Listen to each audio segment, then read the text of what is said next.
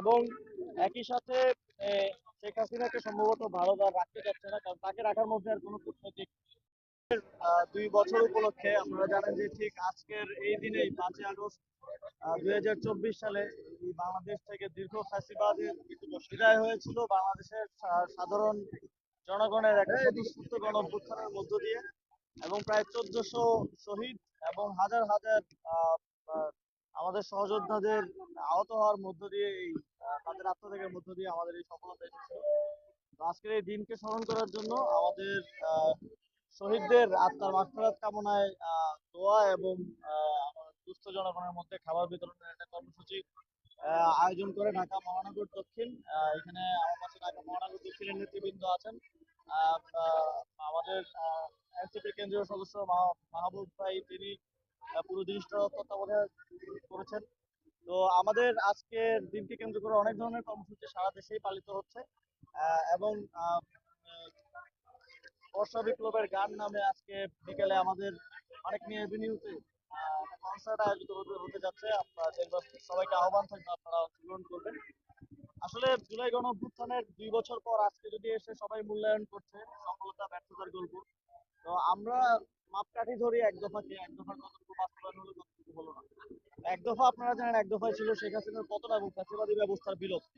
শেখ হাসিনার পতন আমরা 5ই আগস্ট করতে সফল হয়েছি, কিন্তু ফ্যাসিবাদী ব্যবস্থার বিলোপ আমরা এখন পর্যন্ত করতে সক্ষম হই নাই। আমরা এটাকে বলি যে শুধু চেয়ারের উপরে ব্যক্তির পরিবর্তন হয়েছে, কিন্তু যেই ঘুণে ধরা চেয়ার আর যেই ঘুরে ধরা রাষ্ট্রকে আমরা শক্তিশালী করতে চেয়েছিলাম, রাষ্ট্রীয় প্রতিষ্ঠানগুলোকে শক্তিশালী করতে চেয়েছিলাম, সংবিধান কাটাছেড়ার মধ্য দিয়ে যে একটা ফ্যাসিবাদ প্রতিষ্ঠা করা হয়েছিল বিভিন্ন কালাকানুনের মধ্য দিয়ে, সেখান থেকে বাংলাদেশকে আবার একটা শক্তিশালী রাষ্ট্র বিনির্মাণের দিকে নিয়ে যেতে চেয়েছিলাম। সেই লড়াইটা আমাদের এখনো চলমান আছে বলে আমি মনে করি। আমরা গণভোটে জনগণ জুলাই সনদের পক্ষে ভোট দিল, গণভোটের রায় বাস্তবায়ন করা হলো না, এবং বিচারের বিষয়ে আমরা খুব ভালো অগ্রগতি এখন পর্যন্ত দেখছি না। এই জায়গাগুলো নিয়ে জনগণের মধ্যে হতাশা আছে, আমাদের নিজেদের মধ্যে ফ্রাস্ট্রেশন আছে, কিন্তু তারপরেও আমার মনে হয় আমরা অনেক ধাপ গণতান্ত্রিক লড়াইয়ের ক্ষেত্রে এই জুলাই গণঅভ্যুত্থানের মধ্য দিয়ে এগিয়ে গিয়েছি। সামনের দিনে এই লড়াইটা কন্টিনিউ করলে অবশ্যই ভালো কিছু আসবে।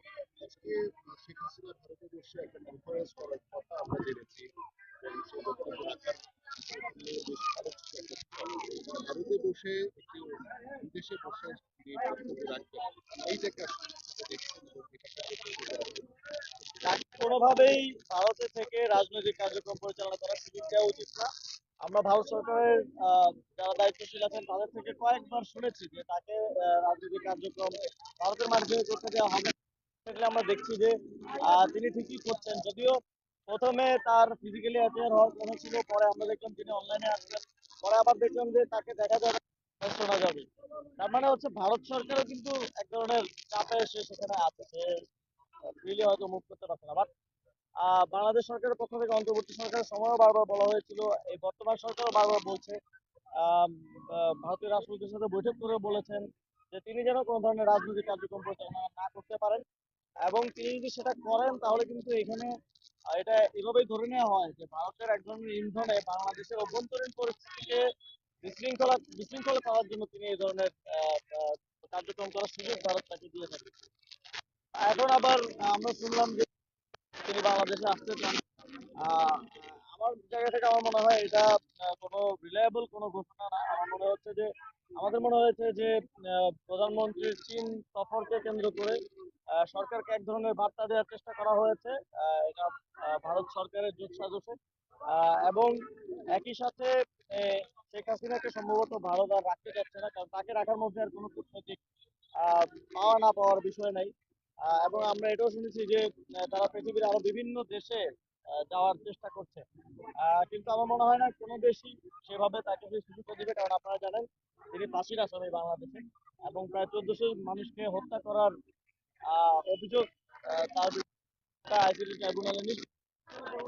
তো সেই জায়গা থেকে আমাদের আহ্বান থাকবে এই 5ই আগস্টে ভারত সরকার শেখ হাসিনাকে বন্দি বিনিময় চুক্তির অংশ হিসেবে বাংলাদেশের কাছে হস্তান্তর করবে, এবং তার ব্যাপারে আদালত যে রায় দিয়েছে সেই রায় দ্রুত বাস্তবায়ন হবে।